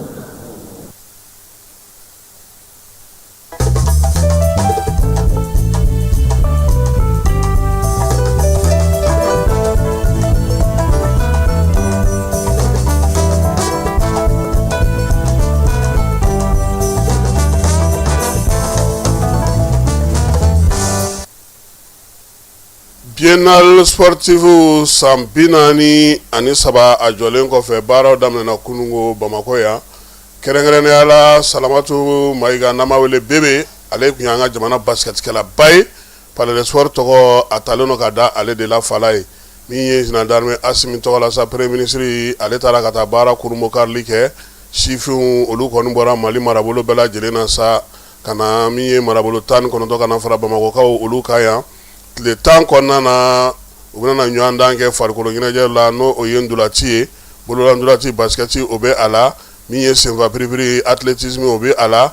baarita n'o ye lutte traditionnelle ye ka taa fara échec kan ni ale fana ye damu ɲɔgɔnna dɔ ye o fana bɛ a la Fala ye premier ministre ale kɔni ye bɛɛ lajɛlen fo ka bɛɛ lajɛlen bisimila Ablaye Jabate ninnu olu bila u fila nin de bɛ la min ye ɲɔgɔnlajɛ in dɔnkili kɛrɛnkɛrɛnnen min dilanna hukumu kɔnɔna na ka o di maaw ma kɛnɛ kɔnɔna na fana min ye denmisɛnninw kɔni bɔra Mali marabolo fantan ani 4 sifin dɔw fana ye chorégraphie kɛ Fala ye tulondayɛlɛ ɲɛnajɛ n'o o dilanna maa min fɛ sa o ye an ka manfafalenba in ye Karim Togola ka bɔ centre Togola la Sabalibugukaw fɛ yen o denmisɛnw fana ye dɔn kɛ sa ka farikolo ɲɛnajɛ yɛrɛ bolofara bɛɛ lajɛlen 54 b'an ka jamana kɔnɔ n'olu lakodɔnnen Mali ministre bɛ farikolo ɲɛnajɛ kunna olu ye o baaraw kɛ ɲɔgɔn fɛ ka se ka yira maaw la min ye farikolo ɲɛnajɛ kunungo fa bi seko ni dɔnko ni bɛn ni kelenya a b'o min fɔ k'o tila k'o bɛɛ lajɛlen yira maaw la ja la kunungo o la sa Keba Jalo ale tun bɛ tulon dayɛlɛ kɛnɛ kan a ye maa dɔw ka kumakan ta an ka jɛ ka olu lamɛn. Nisɔndiya min bɛ na bi maa dɔ la min bɛna se ka fɔ yɛrɛ parce que an bɛ kɛnɛ min kan bi kɛnɛ barikama de don kɛnɛ sanuma de don biennale nin y'a relancement ye farikolo ɲɛnajɛ de don tiɲɛ don mais nin ye Mali yɛrɛ de ye nin bɛ tɛmɛ farikolo ɲɛnajɛ kan nin ye Mali yɛrɛ de ye c'est le Mali dans toute sa splendeur c'est le Mali dans toute sa beauté wa k'a yira diɲɛ na ko Mali tɛ bi fo ka diɲɛ wuli Mali tɛ bi fo ka diɲɛ wuli le Mali a été le Mali est et le Mali restera debout. An bɛ nisɔndiya de la bi ni o ye bi n'a fɔra ko biennale sportive an b'a fɔ an bolo bi o nisɔndiya ko ye o ye tare sabula an bɛ se ka fɔ an ka génération kɔnɔ ni caman ta k'a lajɛ an bɛ se ka fɔ ko nin ye a fɔlɔ ye anw ɲɛna parce que a fɔra ko a jɔra nin ye a san presque san 40 ye a jɔra ni o bɛ ka kɛ bi an bolo bi fête don an bolo nisɔndiya don an bolo. Nin y'an nisɔndiyalenba de bɛ yan bi kɛnɛ kan biennale a kun jɔra depuis 1988 a ma kɛ donc ka n'a ye bi ko jamana ɲɛmɔgɔ y'a décidé a fɔ k'u bɛ biennale relancer a ka ɲi jamana ma jamana mago b'a la an y'a ye yan bi siya ma bɔ siya la jamu ma bɔ jamu na bɛɛ de ye kelen ye yan i bɔra Mali fan o fan bɛɛ bɛ ɲɔgɔn sɔrɔ yan dusukun kelen na bi bɛɛ b'a dɔn jamana mago bɛ bɛn ani kelenya de la donc an y'a ye yan Tawudeni, Menaka, Segu, Dioula, Kayi, Sikaso, on a ɲɔgɔnna caman Mali région bɛɛ ye ɲɔgɔn sɔrɔ yan donc le sport fêtiba de donc vraiment ne bolo initiative ɲuman don an nisɔndiyalen don. A nisɔndiya kɔni a tɛ se ka fɔ ka ban parce que bamananw ka kuma don n'i ko nisɔndiya baga tɔgɔ ma k'a ka tasuma fiyɛ n'a ma faga a b'a kɛ cogo dɔ la a ma nɔgɔn donc an bɛ barika da la en même temps a ka d'an ye nin ko in ka continuer walasa an sportifu ka lakodɔn kosɛbɛ kosɛbɛ ka tɛmɛ nin kan en même temps considération ba ka kɛ an ka sport la kosɛbɛ kosɛbɛ balontan dɔrɔn tɛ basketi dɔrɔn tɛ sport caman bɛ yen minnu bɛ Mali yira kɔfɛ min tɛ balontan ni basketi donc a ka d'an ye an ka ɲɛmɔgɔ hali bi u k'u kɔfilɛ an ka sportw la kosɛbɛ kosɛbɛ kosɛbɛ o ka d'an ye. Ne b'a kɛnɛ kan bi n bɛ fɔ cogo min na c'est un fait historique fɛn min don a bɛ don zana kɔnɔ quoi donc ni yɛrɛ o kɛnɛ kan a bɛ kɛ nisɔndiya ye ka tila k'a yira tuguni ne bɛ baara kɛ sifinnakaw ka direction na donc o ye koba yɛrɛ de ye n'an tɛ kɔfɛ an bɛ Maliko de la an bɛ faso jɔ ko de la Malikura ko de don donc mɔgɔ si kana to kɔfɛ an ka ɲɔgɔn tigɛ minɛ an ka taga Mali y'anw de ta ye mɔgɔ si tɛna Mali jɔ k'a di aw ma anw kan ka Mali jɔ k'a di an denw fana ma an denw fana b'a jɔ donc an minnu bɛ yan bi an kan ka kɛ misali de ye an kan ka kɛ misali ye ka kɛ kalo yele ka an tɔw fana bila sira ɲuman kan. Waati in na Mali région bɛɛ lajɛlen ka fara ɲɔgɔn kan an denmisɛnninnakaw farikolo ɲɛnajɛ parce que n'i y'a mɛn jamana denmisɛnninw n'u ye sisi ka k'u ka sport kɛ o kɔnɔna na bɛɛ nana walasa an kana nin dɔgɔkun in k'a ɲɛnamaya vraiment an content don ka dan dɔrɔn mɔgɔw bɛna kɛ ɲɔgɔn ma u bɛna kolo ɲɔgɔn na ko caman bɛ yen nɔ u bɛna se k'u kɛ ɲɔgɔn fɛ parce que nin wagati ninnu filɛ nin n'a kɛra ɲɔgɔn ma a b'a to hadamadenw tin ka don ɲɔgɔn na hali n'i ye kayika ye n'a ye nin kɛ ɲɔgɔn fɛ don dɔ nataw la n'i sera ka se Gawo i ni Gawukaw b'i bisimila ka ɲa o Mali yɛrɛ a jatigiya de don o de la bi an bɛ jamana ɲɛmɔgɔw fo. Ne nisɔndiyalenba de don minisiri ye nin semaine min ta k'o bila sen kan ne y'a ɲɛsinnen don farikolo ɲɛnajɛ ma nisɔndiyalenba de don bi parce que n'i ko nisɔndiyabagatɔ ma k'a ka tasuma fiyɛ n'a daji ma fiyɛ a nuji b'a faga an bɛ minisiri fo a ye nin ɲɛnamayali min kɛ nin ta a kana da sira la bilen a ka ni kura don ala halisa san wɛrɛ ta u ka ja ka tɛmɛ nin kan u ka ɲɛ ka tɛmɛ nin kan pour que anw denmisɛnninw an fana k'a dɔn k'a fɔ an ka minisiri a hakili bɛ an na a mago b'an na a k'a dɔn k'a fɔ an b'a kɔ su an b'a kɔ tile. Ne kɔntannen don kojugu an bɛ foli di an ka lamarabagaw ma jamana ɲɛmɔgɔ olu minnu sɔnna ka nin kɛnɛ waleya anw sifinnakaw ye Mali bɛ sifinnako de la et puis ne bɛ Maliko de la quoi. Gɛlɛya caman bɛ yen nɔ an bɛ wagati min na ko bi ne b'a ɲini ɲɔgɔnna denmisɛnnin bɛɛ lajɛlen fɛ an ka jɛ an k'an bolo di ɲɔgɔn ma kɔnɔkulu jɛlen de bɛ bin fɔ et puis anw de ye siniɲɛsigiw ye voilà minnu tiɲɛnen don a kuma ma tɛmɛ a ye na an bɛ jɛ k'a dilan ni Ala sɔnna. Ayiwa seko ni dɔnko farikolo ɲɛnajɛ a bɛɛ lajɛlen ye o de bɛ ɲɔgɔn sɔrɔ biennale in kɔnɔna fala ye tile 10 don baaraw kɔni daminɛna ni Ala sɔnna a ma fɛn fɛn mana bɔ a kɔnɔna na e ko u ma anw dasi bi balontan na parce que balontan n tulo bɛ ka min mɛn Segu pagew kan kɔni nka n bɛ tila k'a sɛgɛsɛgɛ sinon balontan daminɛna ka ban kabini nɛgɛ kanɲɛ 8 bi balontan ale daminɛna ka ban halisa o balontanko hukumu kɔnɔna fala ye an ka tɔn minnu kan ka bɔ farafinna bankun kan tɔn 4 don min ye Ligue des Champions ale ni Coupe de la Confédération ye sa a yirala sa ka fɔ sa Joliba ale kɔni ni Esperance de Tunisie de bɛna bɛn tulo ɲɛbila la fala ye min ye Stade Malien ye ale ni Camerounkaw ka colonne sportive de bɛna bɛn AS Real ni FC Jarasa olu bɛna bɛn Vitesse ma ka bɔ Burkinakaw fɛ yen ale ni Nation FC ka bɔ Ghana n'i ye tirage in ta k'a jateminɛ sa ale kɔni kɛlen kɔfɛ sa Egyptekaw fɛ yen san 2026 ni san 2027 farafinaka ɲɛbila balontan minnu bɛ kɛ ka kɛ ni compétition africaine ye maa minnu kan ka ɲɛbilaw kɛ fɔlɔ yanni ka se poule kɔnɔna ma fala ye o tɔn de ye nin ye Ligue des Champions b'a ka fɔ ko tɔn 2 de bɛ anw bolo n'o ye Joliba AC ale kɛra an ka ŋanaminɛŋanaw ka ŋana ye ale ni Stade Malien ale ni Joliba ko in daminɛ na sa Joliba kɔni ni Club Africain de Tunisie de bɛ bɛn fala ye Camerounkaw ka colonne sportive min ye Stade ye ale n'o bɛ bɛn tagali o bɛ daminɛ kalo in tile 4 septembre kalo tile 4 ka taa bila tile 6 la min ye segili bɛ kɛ Bamakɔ yan an ka tɔn 2 bɛɛ lajɛlen ka segili bɛ kɛ Bamakɔ yan o ye septembre kalo tile 11 ka taa bila tile 13 la n'an ka tɔn 2 bɛɛ lajɛlen Stade ni Joliba n'u ye se sɔrɔ fala ye Joliba ale ni maa minnu bɛ sɔn ka bɛn e ko o ye Tupisa Mazembe ye han min ye Tupisa Mazembe ale ni Ganakaw ka tɔn dɔ de bɛ ɲɔgɔn sɔrɔ fala ye n'olu o seba ani o de bɛ bɛn o la sa min ye Stade ta ye colonne sportive Stade ale n'o min bɛ bɛn ni ale fana garisɛgɛ jara Guinée Bissaukaw ka tɔn dɔ bɛ ani Senegalikaw ka tɔn dɔ fana bɛ fala ye n'o o ye Kakumbo FC ka bɔ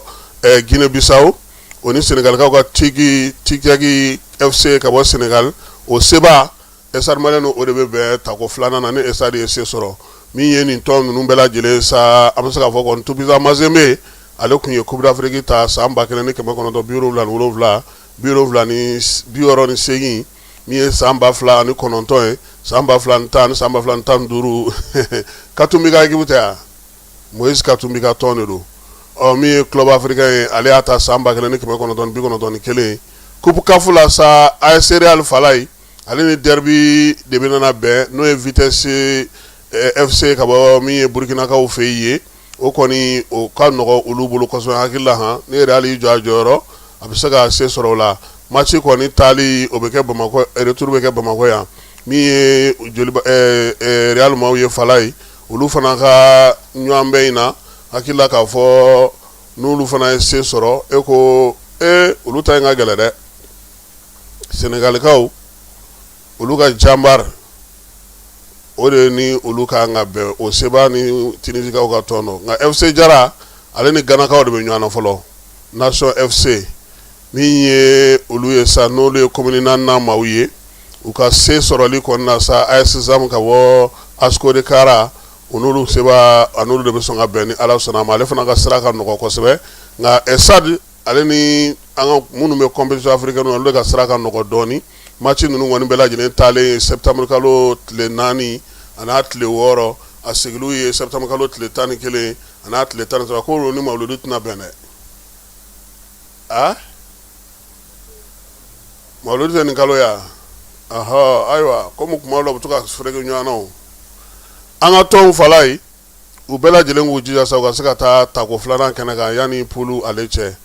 an ye kibaruya sɔrɔ ka bɔ Fédération Malienne de Football ale ka batakiw la Fala ye min ye Musa Jɛnɛbo ye k'a kan ka taa Panathinaikos ale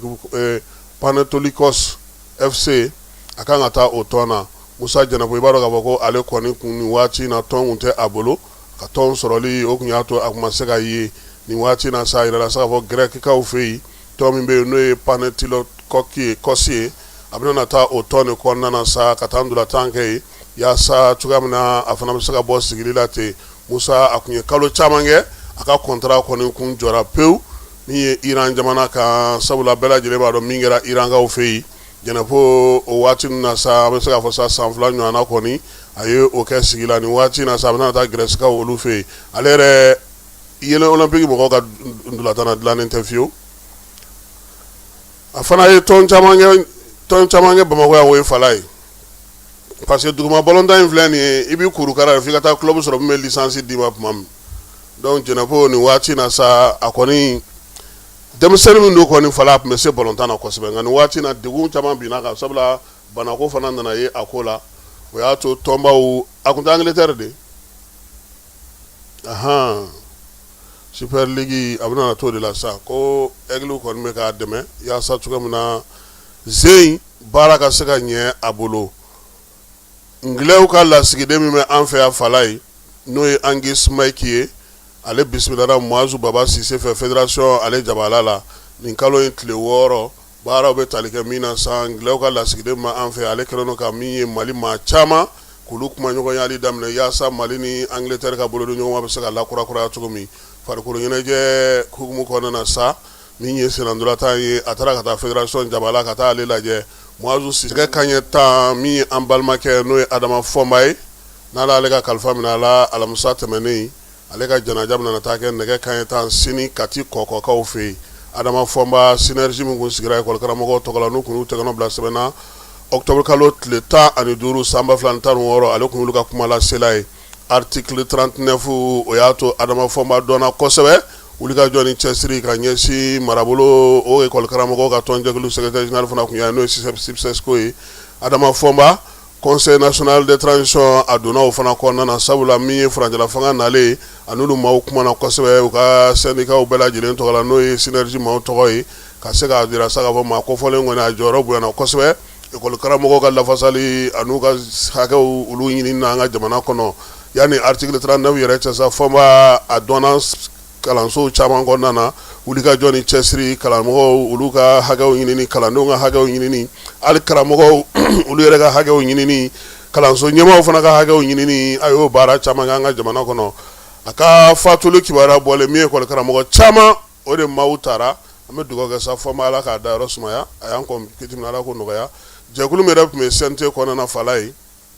n'o bɛ kalanko kun a tun bɛ o la o ɲɛmaa dankan filanan kun don o la sa CNT maaw yɛrɛ bataki kɛ min ye Maliki Jaw ye k'a jira sa k'u bɛ dugawu don kɛ ko Ala k'a da yɔrɔ sumaya olu de fana ko k'a da bɛɛ lajɛlen tulo ko n'Ala sɔnna a ma sini a ka janaja bɛ kɛ Kati kɔkɔkaw olu fɛ yen.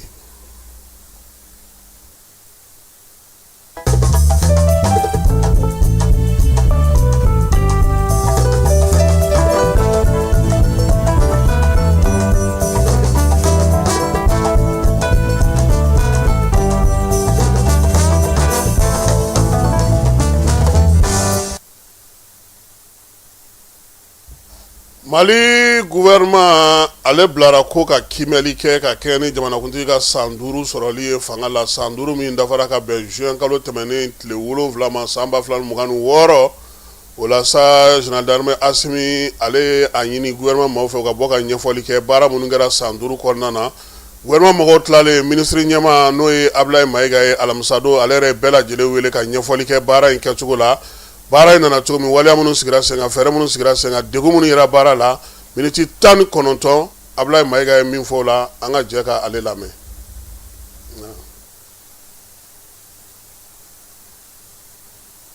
Général d'armée Assimi Goïta voilà ka foli bila aw bɛɛ lajɛlen na n'o ye ministre minnu bɛ yan ani président d'institution minnu bɛ yan ani média mɔgɔ minnu bɛ yan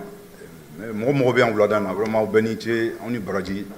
an ka wele jaabili la an bɛ kɛnɛ min kan bi an bɛ se k'a fɔ ko hɛrɛ kɛnɛ don an ka jama ɲɛmɔgɔ ka san 5 ala barika la o dafara juin kalo tɛmɛlen tile 7 la parce que an bɛɛ miiri b'a la k'a fɔ juin kalo tile 7 san 2021 a ye investiture kɛ donc san 5 tɛmɛlen a yɛrɛ ka hakilina kɔnɔna la ka kan o y'a ka laɲini ye kuma bɛɛ et que ni baara dira ma ka segin k'a fɔ maliyɛnw ye mun kɛra baara kɔnɔna la parce que baara bɛɛ kɔnɔna la taɲɛ b'a la gɛlɛya b'a la nka ka kan gɛlɛya minnu fana b'a la k'a fɔ mun nana ni gɛlɛya ye ni taɲɛ mun kɛra an bɛ yɔrɔ min na ni baara tɔ ala barika la baara tɔ fana ye mun ye donc n y'a fɔ cogo min na kuma bɛɛ jamana ɲɛmɔgɔw b'a fɔ fanga kelen bɛ jɛgɛ la o ji ye mais an bɛ cɛmancɛ fanga kɔnɔna la je crois que fanga min bɛ autorité la fanga min b'ale yɛrɛ la fanga min bɛ gouvernement na fanga min bɛ institution na o ye population ka accompagnement ye donc vraiment an bɛ population fo dante foli na jamana ɲɛmɔgɔ tɔgɔ la o tɛmɛlen kɔ ni san 5 kɔnɔna la sanni n ka bi wele cɛ an bɛɛ miiri bɛ k'a fɔ ko don tɛmɛlen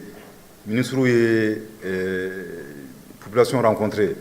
et que baara mun kalifar'u la ni san 5 kɔnɔna la u ka département kɔnɔna la baara mun kɛra u ka secteur kɔnɔna la je crois k'u da donn'o bɛɛ la bakuruba la an b'o kɛnɛ de kan bi ani jigisigi kuma minnu bɛ a kɔnɔna la k'o fɔ jamana ɲɛmɔgɔ tɔgɔ la mais hali bi k'aw ka dɛmɛ n'aw ka dɔw ɲini parce que baara mun kalifalen b'a la ni baara mun kalifalen bɛ an yɛrɛ la k'ale dɛmɛ mais ala ka a ta fanga ala ka tɔgɔ ɲuman ala k'o d'an ma n ka kuma bɛ na basé domaine 3 kan n'o ye lakanabaliya kɛlɛli k'o b'an ka jamana kɔnɔ ani jamana yiriwa ani jamana jɔlen bɛ sen minnu kan ka se k'o falen n'an b'o wele ko réforme politique et institutionnelle san'an ka don nin bɛɛ la a ka kan an ka hakilinajigin kɛ k'a fɔ le 7 juin 2021 tɛmɛlen jamana ɲɛmɔgɔ ka miirina kɛra mun ye ka kuma di maliyɛn bɛɛ lajɛlen ma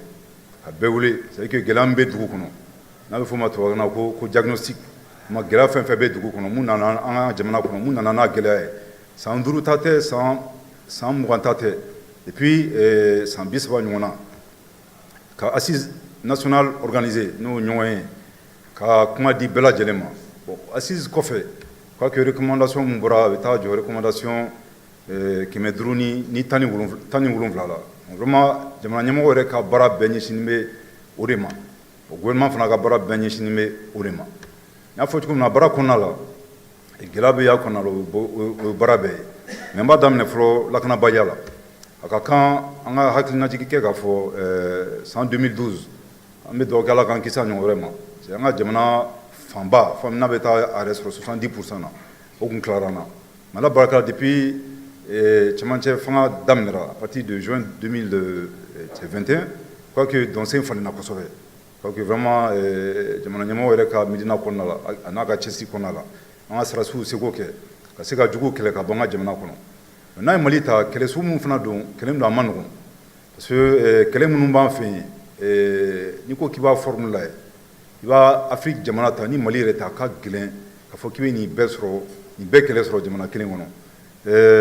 terrorisme o b'a la o terrorisme fana nana ni siyako kɛlɛ siyaw yɛrɛ dama bɛ ɲɔgɔn na i bɛ taa sɔrɔ fana fɔ siyaw yɛrɛ dɔ kɔnɔna la olu yɛrɛ dama fana bɛ ɲɔgɔn na mais o bɛɛ ye manipulation ye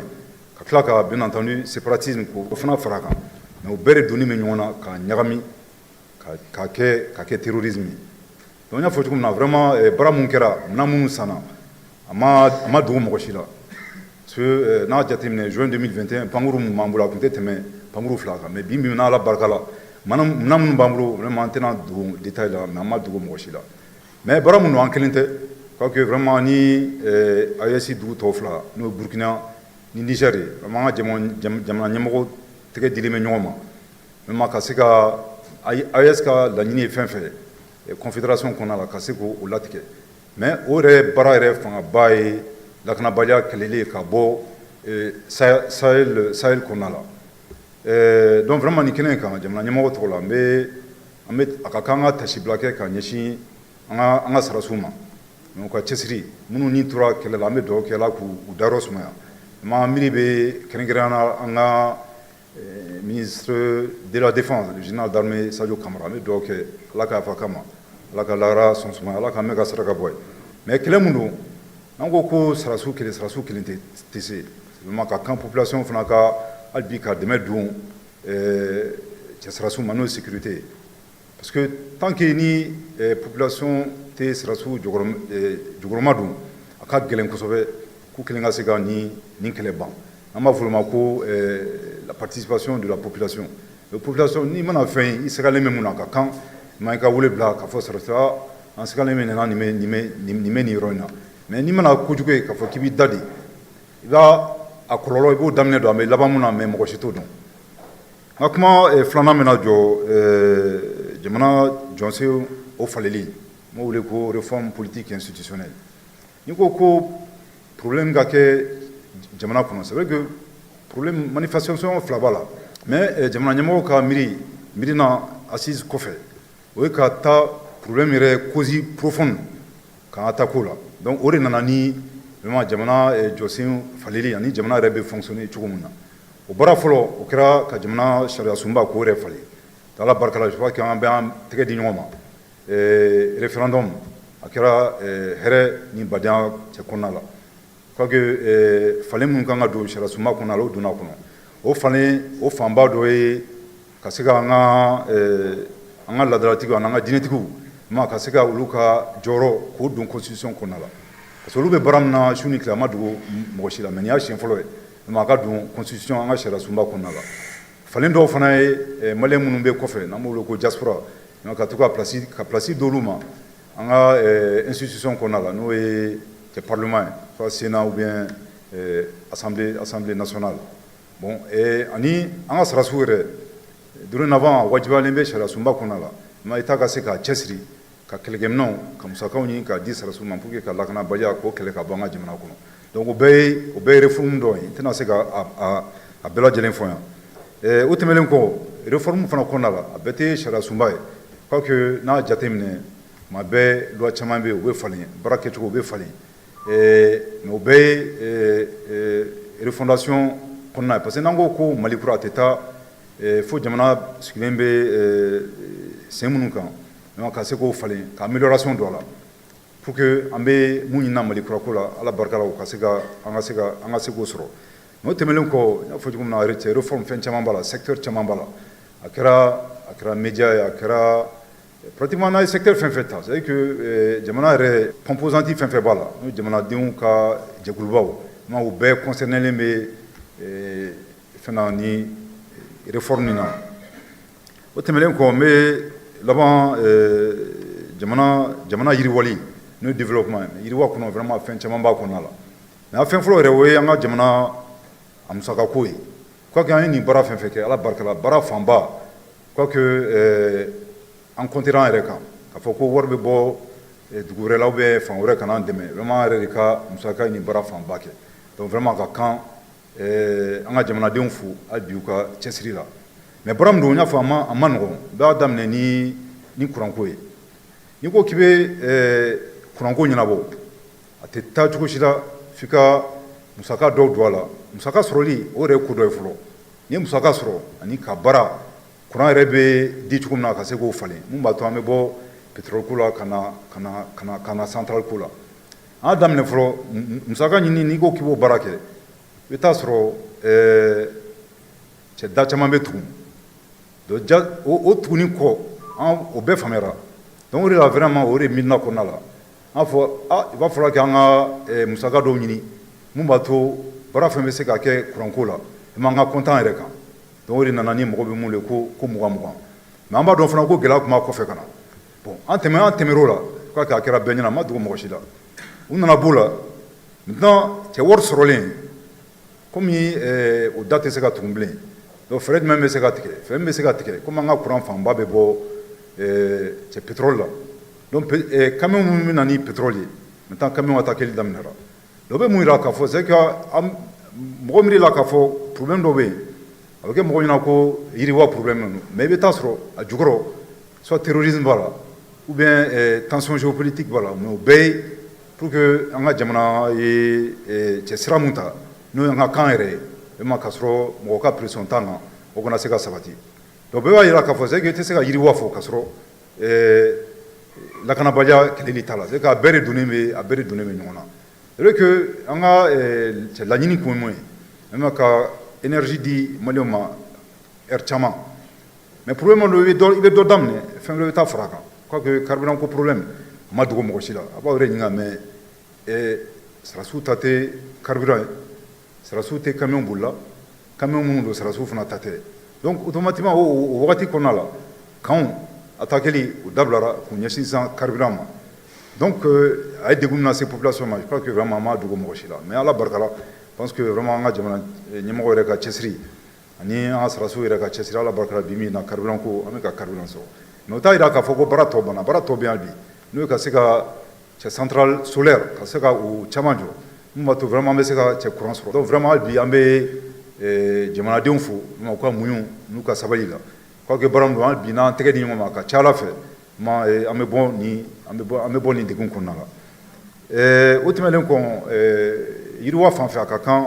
an ka kuma an ka dugu jukɔrɔ ko o an bɛ se ka nafa sɔrɔ o la cogo min na je pense que assise nationale de la refondation kɔfɛ maliyɛnw yɛrɛ y'a ɲini k'a fɔ an ka sanu ka kan ta ye an ka sanu ka kan ta ye o kɔrɔ tɛ k'a fɔ k'an ni mɔgɔ wɛrɛ tɛ baara kɛ ani bɛɛ bɛ baara kɛ mais ça veut dire que nafa min bɛ se ka sɔrɔ sanu la ala barika an ka se k'o sɔrɔ o nafa ka se jamanadenw ma mais nafa min don nafa min fana bɛ se ka ye parce que wari sɔrɔli ka bɔ société tigɛ ko dɔ ye mais ka tila ka destiner population na je crois que vraiment ala barika an sera k'o kɛ an tɛmɛra sira min fɛ o ye sanu bɛ bɔ ni sariya min ye an b'o wele ko code minier o sira ka kalan o tɛmɛnen kɔfɛ sariya wɛrɛ bɛ yen n'o ye contenu local ye mun b'a to ni société nana société bɛ maliyɛn minnu bolo ala barika la baara caman ka se ka d'olu ma n'o ye service fanfɛla ye n'o ye dumuni min bɛ d'olu ma n'o ye olu ka baloko ani n'u ka carburant ko o n'a ɲɔgɔnna caman donc vraiment ala barika la o y'a to an sera ka musaka caman mobiliser pour la première fois je crois que kalo damadɔ jamana ɲɛmɔgɔ yɛrɛ ye chèque dɔw di commune dɔw ma c'est à dire que sanu bɛ bɔ commune minnu na kosɛbɛ ka wari d'u ma pour que u ka se ka taa projet dɔw sigi sen na mun b'a to ala barika la cɛ sanu nafa bɛ se ka se cɛ population ma n y'a fɔ cogo min na hali bi cɛ baara bɛ sen na mais baara min don a tɛ taa cɛsiri kɔ je crois que cɛsiri yɛrɛ ɲɛ baara min don o ye duwawu ye a ka kan ka hakili jigin kɛ k'a fɔ je crois que jamana ɲɛmɔgɔ b'a fɔ kuma bɛɛ n y'a fɔ cogo min na population de an ka centre de gravité an bɛ baara min na k'a fɔ ko an kelen bɛ se ala ko tiɲɛ an kelen tɛ se a tɛ taa cɛsiri kɔ a tɛ taa muɲu kɔ tɔɔrɔ min b'aw kan a ma dogo mɔgɔ si la je crois que cɛ su ni tile gouvernement fana cɛsiri ninnu vraiment pour que tɔɔrɔ min b'an ka jamanadenw kan o tɔɔrɔ ka se ka ban an ka laɲini ye mun ye malikura ko fan fɛ ani assise nationale de la refondation ko fan fɛ vraiment ka se ka o don ba la an ka jamana ka kan ta ye a kan vraiment an ka maliyɛn bɛɛ ka don da kelen fɛ ka bɔ da kelen fɛ parce que n'o tɛ n y'a fɔ cogo min na aw tɛ jamana sɔrɔ diɲɛ kɔnɔ k'a fɔ ko yiriwa sabatilen bɛ jamana min na ko jamanadenw fara-faralen don donc vraiment a ka kan an b'a fɔ cogo min na an ka ɲɔgɔn sen bila an ka ɲɔgɔn tɛgɛ minɛ an bɛ dugawu kɛ vraiment bi ala ka jamana basigi ala k'an laɲiniw bɛɛ sabati ma bɛɛ ni ce aw ni baraji bɔra kuma la aw k'a kɛ cogo bɛɛ la salamu aleykum. Premier ministre général de division Ablaye Mayiga ni mun ye ale ka laseli ye ka ɲɛsin jamanakuntigi ka san 5 sɔrɔli ma fanga la o bɛ dan sigi an ka bi tilegan in na kibaruya la kibaruya min dira ma Falaye Keyita ani ne yɛrɛ fɛ an bɛ dugawu kɛ sa ala ka sini jira an bɛɛ lajɛlen na ala ka jamana in kɔsuma ala ka jamana in basigi ala ka jamana ɲɛmajɔ a k'an bɛn waati wɛrɛ. Dugutigi ni wari dafara e passe da kan ka sira di ne ma. Sunkalo e kungolo ati dugu wari ko o dima fo dugu an dugu ko warata de o koni kuma tala sa e ka sama mone to yi I yɛrɛ ta sita sidi ka numéro filɛ nin wari ci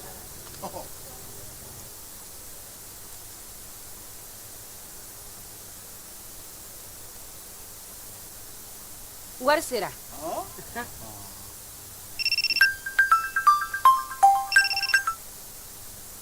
allo i ye wari sɔrɔ o ɲɛna tiɲɛ yɛrɛ la ko ni sama bɛ maa min ɲɛ ko nkomi t'i gosi ngonga sama mone I yɛrɛ ta a sɔngɔ ka nɔgɔn ni Mali wari ci sira